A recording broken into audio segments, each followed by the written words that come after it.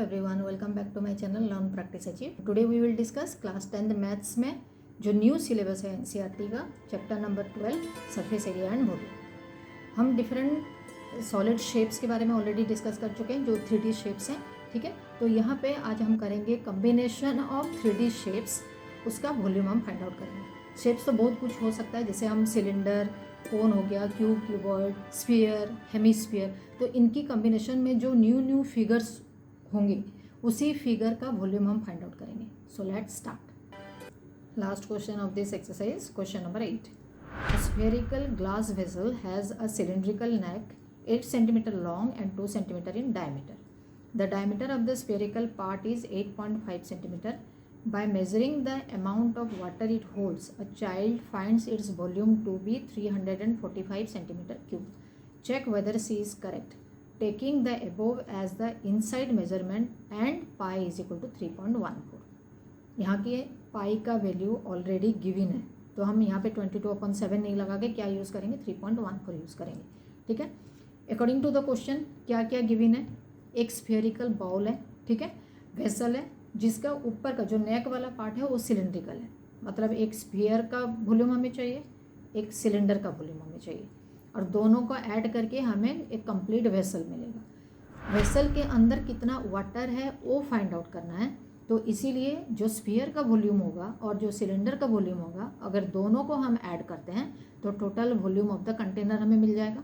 ठीक है, total volume of the container अगर मिल गया, उसके अंदर जितना वाटर हम भरेंगे वो वॉल्यूम ऑफ द वाटर हो जाएगा। ठीक है, इतना बेसिक है ये क्वेश्चन का। ठीक है, उसके बाद हम फाइंड आउट करते हैं फिगर ड्रॉ करके।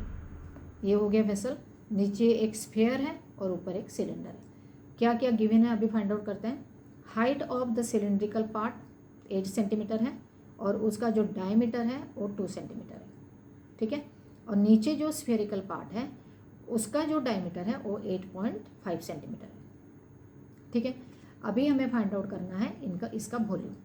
वॉल्यूम फाइंड आउट करने के लिए हमें फाइंड आउट करना है volume of the sphere as well as volume of the cylinder. ठीक है, सारा चीज़ गिवन है। अभी पहले नोट डाउन करते हैं क्या क्या हमारे पास ऑलरेडी अवेलेबल है। Height of the cylindrical neck जो यहाँ पे हमने फिगर में ड्रॉ करा है, that is equal to 8 centimetre.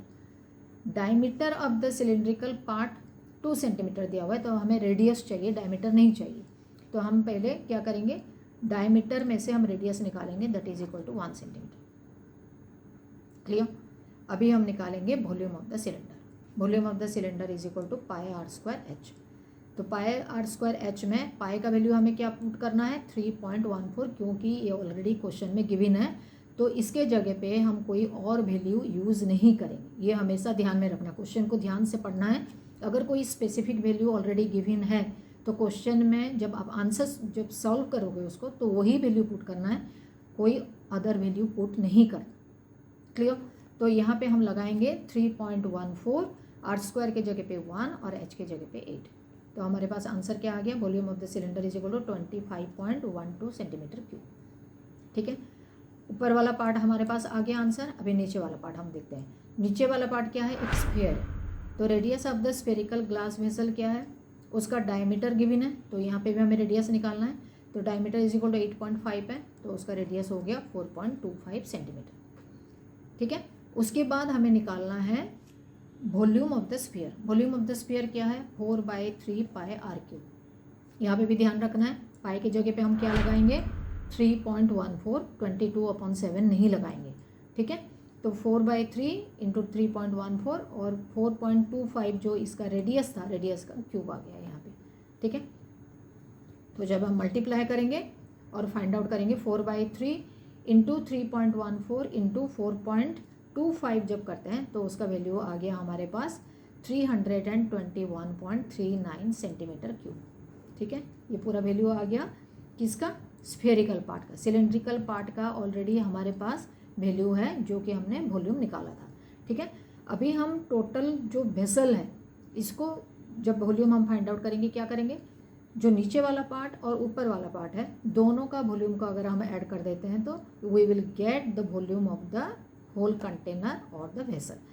तो volume of the vessel is equal to volume of the cylinder plus volume of the sphere, दोनों हमारे पास है। तो volume of the cylinder is equal to 5.12 centimetre cube and volume of the sphere is equal to 321.39 centimetre cube. ठीक है, दोनों को add कर दिया, आंसर आ गया 346.51 centimetre cube. This is your answer. लेकिन क्वेश्चन में और एक पार्ट भी गिवन है कि जिसने ये वॉल्यूम फाइंड आउट करा था उसने कितना फाइंड आउट करा था, 345 centimetre cube, and whether this answer is correct और नॉट। ये आंसर करेक्ट नहीं है क्योंकि हमारा आंसर क्या निकल रहा है 346.51, लेकिन रॉन्ग भी नहीं है क्योंकि 345 और 346 जस्ट 1 पॉइंट का डिफरेंस है, so we can consider this value also. ठीक है, समझ में आ गया? ओके स्टूडेंट, जो क्वेश्चन आज हमने डिस्कस किया हुआ है आपको ज़रूर समझ में आ गया होगा। अगर फिर भी कुछ डाउट है तो आप कमेंट बॉक्स में ज़रूर लिखिए। यहाँ पे एक छोटा सा मैं टिप्स देना चाहूँगी, जब भी आप सरफेस एरिया या वॉल्यूम का क्वेश्चन सॉल्व करना चाहते हो, स्टार्ट करते हो, तो उस टाइम पे क्वेश्चन पढ़ते ही पहले फिगर ड्रॉ करो। फिगर ड्रॉ करने से उसका क्या क्या गिवन है वो आपको पता चल जाएगा और क्या निकालना है वो भी आपको एक कंसेप्ट क्लियर हो जाएगा। ठीक है, to get more subscribe to my channel and don't forget to watch all my new upcoming videos. Till then, bye bye.